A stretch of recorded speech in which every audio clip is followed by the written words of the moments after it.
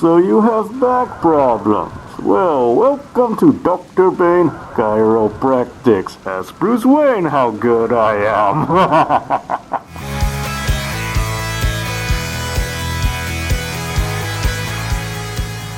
Welcome back to KayFabe Science, the smartest dumb show on the internet, or the dumbest smart show on the internet. I'm your host, Dr. Dave. I'm not a real doctor, I just crush a lot. Today's topic is the BackBreaker. Whether it's in the pro or on the indie circuit, breakers are quite common. From shin to shoulder to the tender rib section, there are many moves that lay out punishment by taking someone over the knee. But while all these moves are great, for today's focus, baby got back. Now what we want to know is, how much energy does it take to break someone's back over your knee?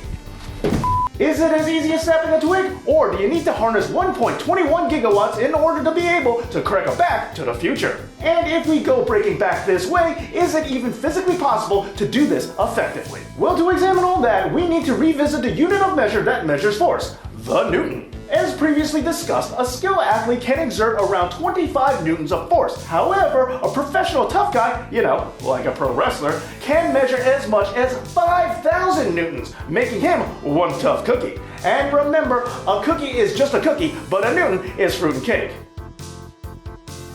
Well, as it turns out, measuring exactly how much force it takes to redefine a spine is not so easy to figure, because there are a lot of factors that go into giving someone a misdirected alignment. First, it depends if your aim is to break a backbone specifically, or if you just want to create some separation between two vertebrae. Next, it also matters which exact vertebrae you want to vertebro down with, as different ones may have different breaking points. And also, how much damage needs to occur in order for you to consider a back to be busticated. If you want to completely shatter a spinal column into splinters, well, that might take a more industrial approach than a person's mitts might be able to muster. On the other hand, if you're just looking to ruin someone's day something awful by giving them an unwanted backiotomy, then that can be done just by putting a little back into it.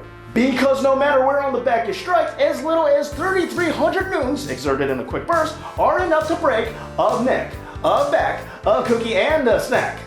If you keep your cookies in your snack and in your backpack while you're getting a back breaker. And truth be told, much less force than that will definitely switch anyone's swagger to swollen. But there is definitely one more thing to consider. If 3,000 newtons is enough to incorrect the spine, can the knee itself even stand up to that pressure?